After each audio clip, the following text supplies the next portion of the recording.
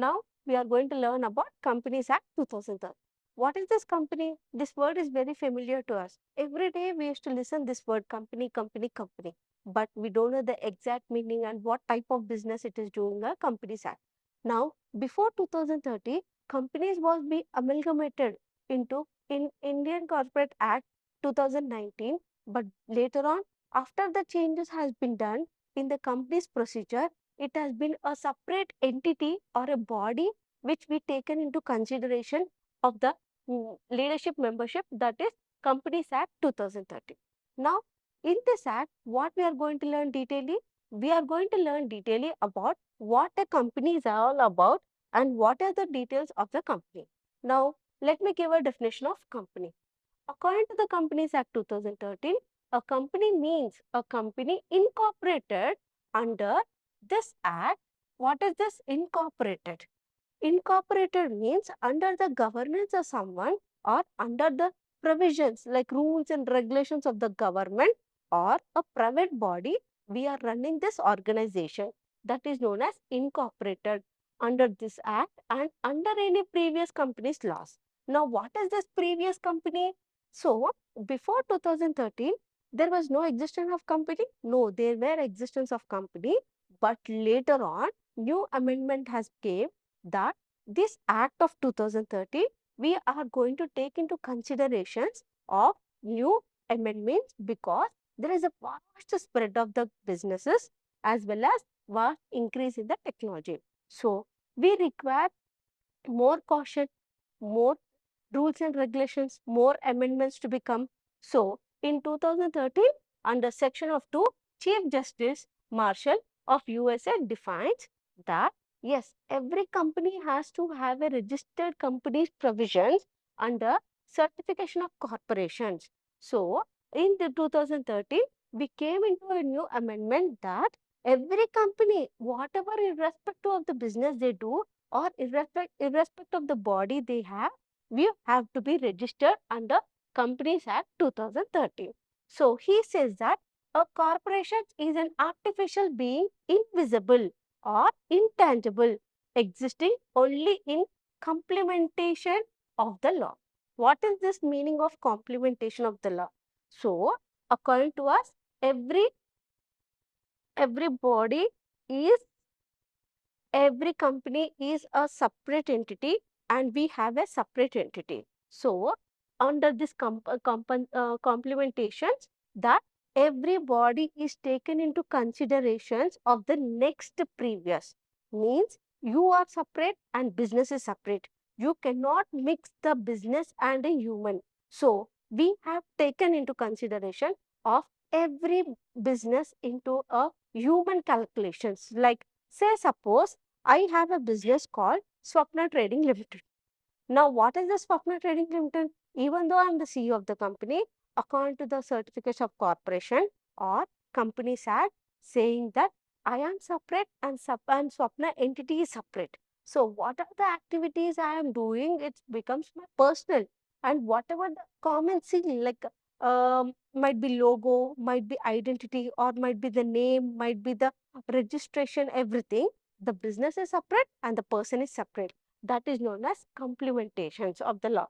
Being a mere creation of the law, it possesses only the prospectus which the character of its creations confirms upon it, either expressly or incidentally to its every existence. So, whatever the existence Swapna Trading Limited is having, I have to be caution enough to do all the such activities or to be recorded or to be someone into observation, someone into identity. Then only my company will be certified. According to the Professor Hani, so please remember this definition, it is very easy and important. A company is an artificial person created by the law, having separate entity with the perpetual successions and common seat. Now, what is this perpetual succession?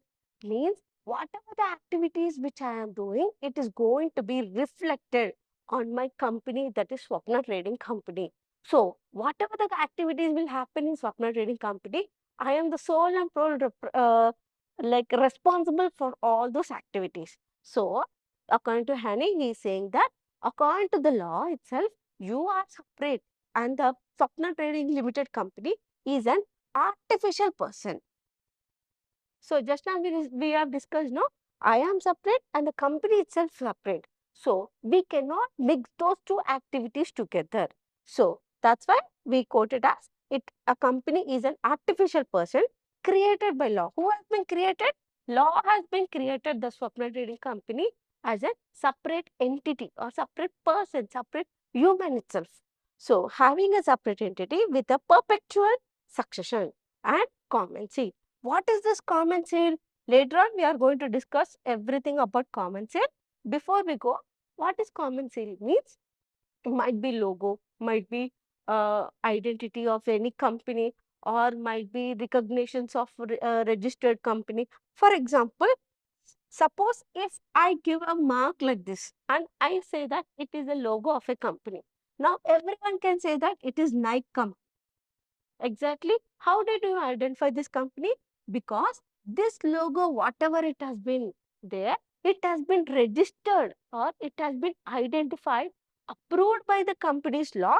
So we say that this activity is known as separate common seal. Common seal can be a logo, common seal can be a name, common seal can be identity, or you can also give as a jingles. Like say suppose example, Amul. Amul jingle is Taste of India. Now, this jingle is only meant for Amul. And if I am owning again a new dairy company, which I want to use this jingle, I cannot use this jingle according to the law. This jingle or this logo or this identity or trademark or anything which is only meant to Amul company. So, I hope you understand. So, what is according to the company? Company means according to the section 2 and subsection. How do we have to read this? Section 2 and subsection 20 of the Chief Justice Marshall. He says that company is an incorporation under this law. Incorporation means you are a separate entity and the company is a separate entity. So we call it as successions and common seal. Now, what is this kinds of company? We have heard this only two terms common, that is public company and the private company. If it is running through a government body or the government organization, we say that, ma'am, it is a public company. When it is not under the supervision or guidance of the government, we say that private company. These two terms are very familiar. But what are these type of other companies? Now let us see detailedly about each and every company. And this is important. Please remember these points.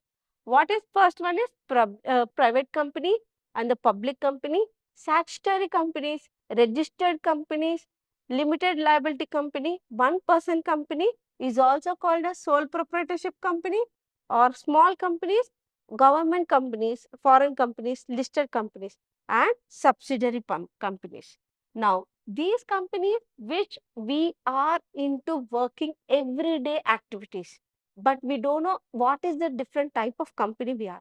Suppose say if you are placed in a college of a government sector or a government college, we say that, ma'am, it is a public it is a public college, or it is run through government, we say that it is a government body. But when it is under the supervision of private organization, we say that it is a private organization. But when you have heard some colleges which have been aided college, what do you mean by aided college? Aided means under the supervision of both public and private, these organizations are running. Like you can take so many education institutions or so many other companies which are into aided, means the management part will be taken care by the public companies, but the decision making or the uh, planning procedure and a prospectus of the company will be taken by the public governments, means under the supervision of the government, those companies will be running. So those companies are known as aided companies or statutory bodies. Now Don't worry, we are going to learn detailing about each and every company in our terms and conditions according to the Companies Law 2013. So, before we go detailing, this law says that some rules and regulations to be followed by each and every member, whoever is there to run a business, irrespective of your business. Suppose say I want to start a say a small entrepreneurship, a small organization with 2 or 5 employees, 2 to 5 employees. Now I say that proudly it is a private organization, but what to go? Like how to start my business, where do I register my business, what are the terms and conditions of the business, what is memorandum of association, what is AOA, articles of association. Like I don't have much knowledge from where should I go or how to start a business. So let us see detailing about each type of business in explanation. First one, as I told you, we are going to start with a private company. So, in simple term or in a layman knowledge, what is private company? Private company means run rules and regulations which by their own. So, they can run their own organization according to the terms and conditions. So, a company which has a minimum paid up capital of 1 lakh rupees or a higher is a private company. So, what is telling? If you have been starting up a business with more than 1 lakh or with paid up capital of 1 lakh, then it is known as private company. The private company restrict the right to transfer the shares. What is this transfer of shares?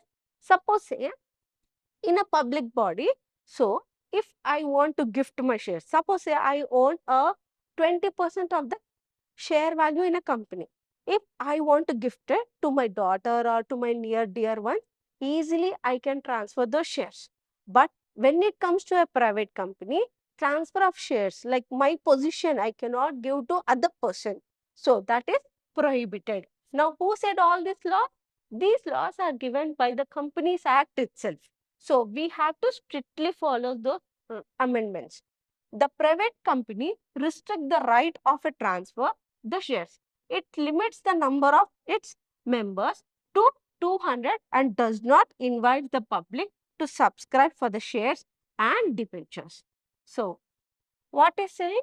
Private organization run their own terms and conditions. It is not compulsory or mandatory to issue shares value to public. Whomever it wants, whomever like whoever it has been interested, they can be increased in the share value. So now let's give me a small explanation when it comes to a private company. Say suppose Mr. X is there. Mr. X wants to start up a business with 5 lakhs rupees. Now, Mr. X wants to start up a business with 5 lakhs rupees. Now, he wants to capital of 5 lakhs. So, what do you say? He says that to start up this 5 lakhs rupees, he has been issuing some shares in the market.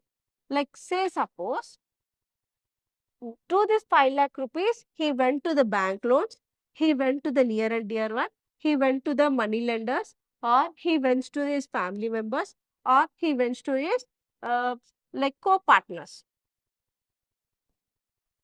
Now, it is not mandatory or compulsory of issuing shares to the public. So, why?